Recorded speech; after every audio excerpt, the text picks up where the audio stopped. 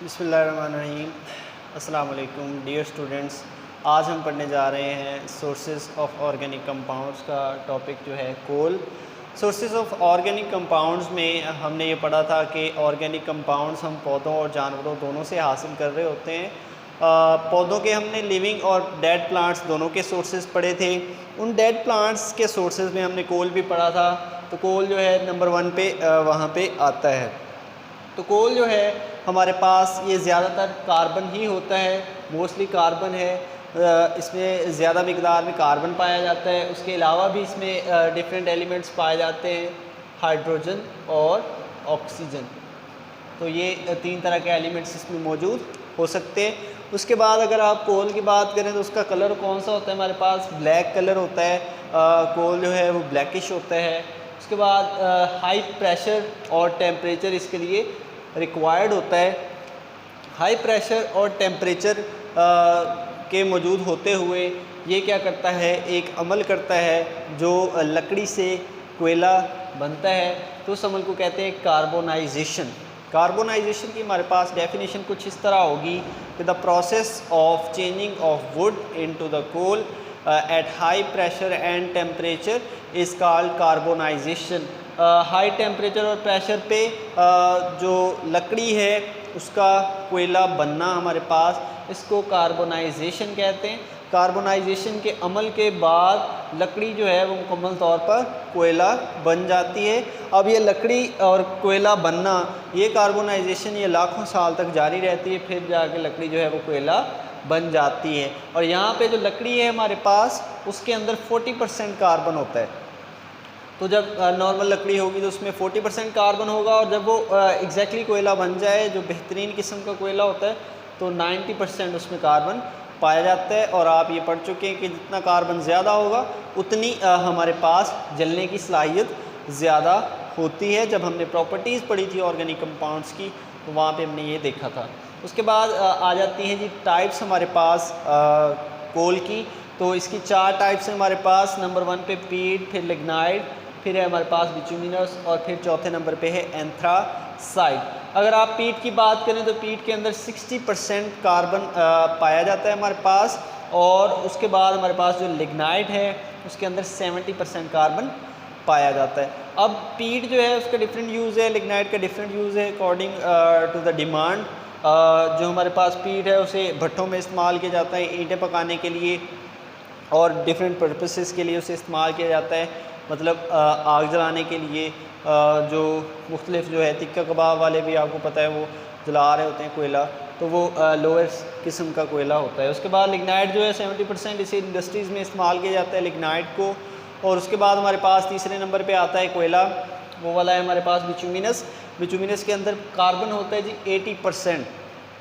तो 80% कार्बन वाले को हम हाउस होल्ड यूजेस में इस्तेमाल करते हैं, पानी गर्म करने के लिए भी इस्तेमाल कर सकते हैं, या घर में जो है गर्माइश पैदा करने के लिए तब भी इसे इस्तेमाल किया जाता है। और एंथ्रासाइड जो है 90% उसमें कार्बन होता है, इसे एनर्जी प्रोडक्शन के लिए यूज़ किया जाता है। जो हमारे पास कोल पावर प्लांट होते हैं वहाँ पे इसे यूज़ किया जाता है।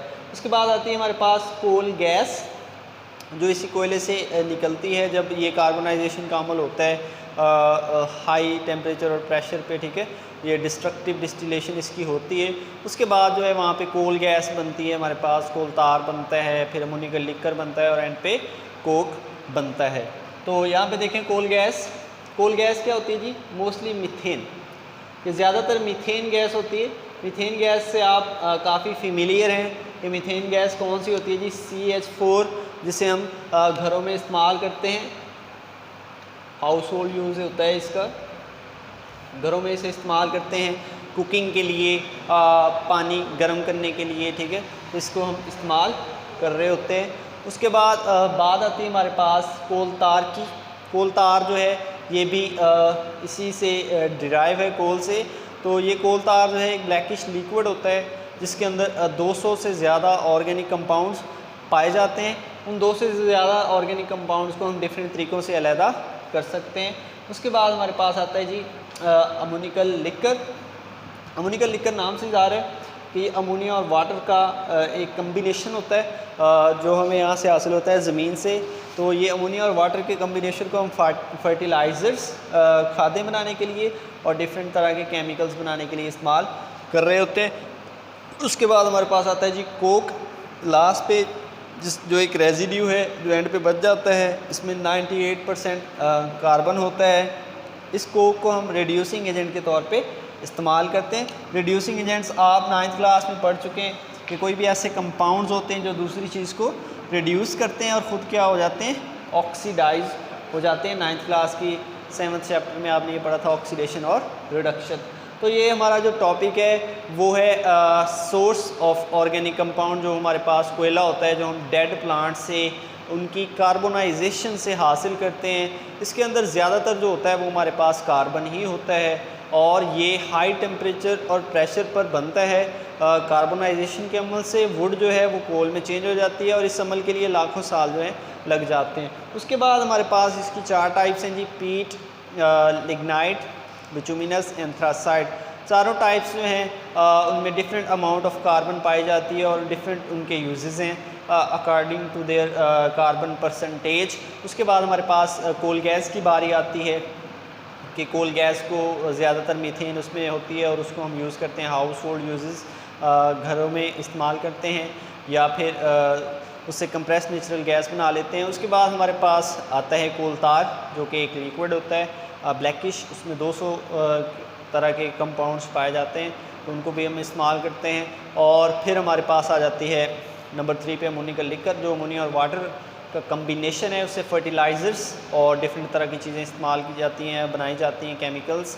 और लास्ट में हमारे पास था कोक, 98% कार्बन है और उस 98% कार्बन को जो है हम एज एन रिड्यूसिंग एजेंट इस्तेमाल करते हैं, जो ख़ुद बज़ाते ख़ुद ऑक्सीडाइज होता है और दूसरों को रिड्यूस करता है।